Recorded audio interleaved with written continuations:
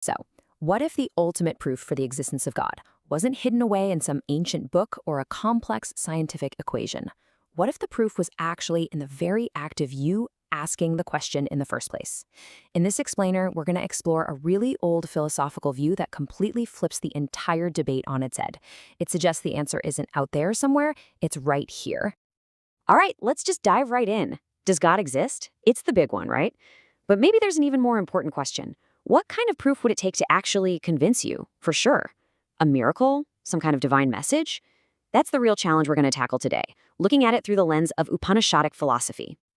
So here's our roadmap for this journey. We'll kick things off with the problem of proof itself. How do we know anything is real? Then we'll look at the very logical arguments against God's existence. After that, we're going to pivot to a totally different definition of God, explore it through our own consciousness, clear up some common contradictions, and land on a conclusion that might just surprise you.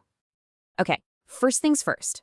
Before we can even start arguing about whether something exists, we have to agree on the rules of the game. How do we prove that anything exists? What are the valid ways of knowing what's real and what's not? This is really where the whole investigation has to start. Well, Indian philosophy has a specific word for this whole concept, pramāṇa. You can think of it as a toolkit for finding truth. A pramāṇa is basically a valid way to gain knowledge. If you can verify something using a pramāṇa, it's considered real. If you can't, well, then it's probably not. Simple as that. And this toolkit really boils down to three main tools. First, you've got pratyakṣa, which is just direct perception. It's what you can see, hear, taste, touch, and smell. Pretty straightforward. Second is anumāna, which is inference or logic. You see smoke on the horizon, so you infer there's a fire. And the third is śabda, which is authoritative testimony, knowledge you get from a reliable source, like an expert or a trusted text. Okay, so now that we have our toolkit of proofs, let's take a look at the skeptical viewpoint. We can now see the logical foundation of the atheist or Gnostica argument. And you'll see it's not just a casual disbelief. It's a solid conclusion based on which of these tools for truth you decide to accept. And this slide right here shows the fundamental split. The atheist or Gnostica view basically says, I'm only going to trust the first two tools, what I can directly perceive and what I can logically figure out from that perception. The rule is simple. If you can't see it, touch it, or measure it, it's not valid evidence. And since you can't exactly put God under a microscope, the logical conclusion is, there's no proof. And this leads to some really powerful and frankly very fair questions that are rooted in what we see in the real world. Arguments often point to historical events, like the destruction of major temples. I mean, if an all-powerful being lives there, why wouldn't it defend itself?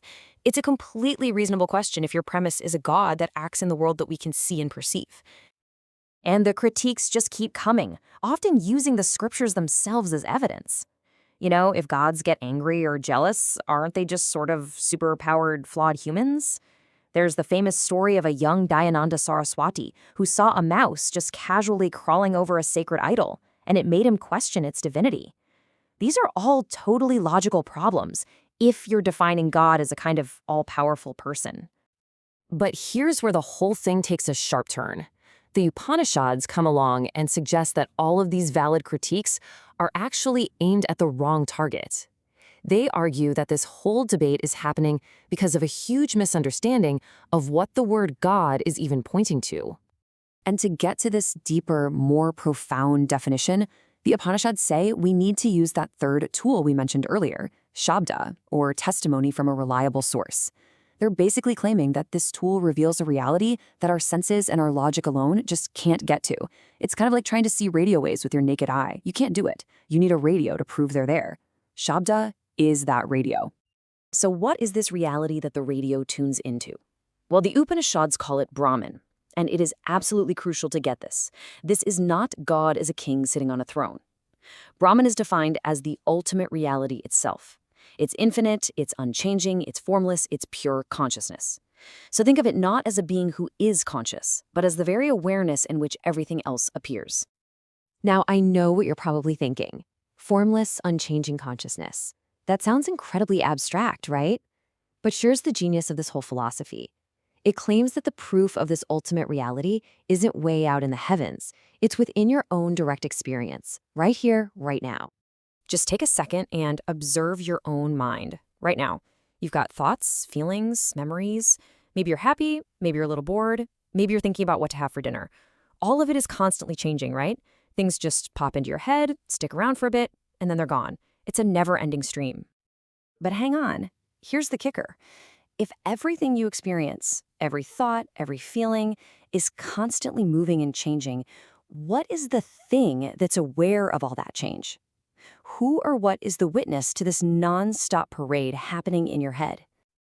This points to a really fundamental principle. You can only notice that something is moving if you have a stable point of reference. Think about it. If you're on a train and the train next to you is moving at the exact same speed, it looks like you're both standing still. To know your thoughts are changing, some part of you has to be unchanging. And this silent, stable background awareness, well, it has a name. It's called Sakshi Chaitanya, the witness consciousness. And here's the punchline of this entire philosophy. The Upanishads claim that this unchanging witness inside of you is Brahman. That vast, infinite, formless God isn't out there. It's the very awareness that's looking out through your eyes this very second. Okay, hold on. This seems to create a huge paradox, right? If God is just this silent, actionless witness, then what's the point of all the temples, the prayers, the rituals we see all over the world? Who is everybody talking to? Yeah, it's a critical question. If the ultimate reality, Brahman, doesn't actually do anything, then who's managing the universe? Who is listening when someone prays? This is where the philosophy gets really practical and nuanced. The answer is that you have to look at this one reality in two different ways. The best analogy is the ocean. Nirguṇa Brahman is like the water itself. Vast, deep, formless, just pure H2O. But Saguna Brahman is like the waves, the currents, the icebergs. It's all the specific forms and functions that the water takes on. It's still the same water, right? But it's water expressed in a way that we can actually interact with. So Saguna Brahman is God in active mode. It's the cosmic intelligence that manages the laws of the universe. It's the universal operating system that makes sure gravity works and that cause leads to effect. And from this viewpoint, an idol isn't God trapped in stone. It's called an upalabdhisthana, a focal point. It's kind of like an icon on your computer's desktop. You don't think the program lives inside the icon, you just click it to access the entire system. Which brings our whole journey right back around to where we started, the question of proof. But now with this completely new definition of God, the nature of the proof itself has totally changed. It's no longer something you have to search for out there. So, here's the ultimate takeaway. If God is defined as the fundamental consciousness that is aware of everything, then your own awareness is the only proof you could ever need. To try and argue that this consciousness doesn't exist is literally to argue that you, the one doing the arguing, don't exist. It just doesn't work. The very act of thinking, I am not conscious, is an act of consciousness, and it proves that you are.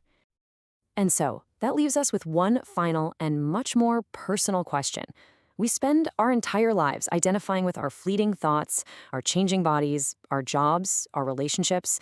But if this quiet, unchanging, silent witness consciousness is what we truly are, then who are we really?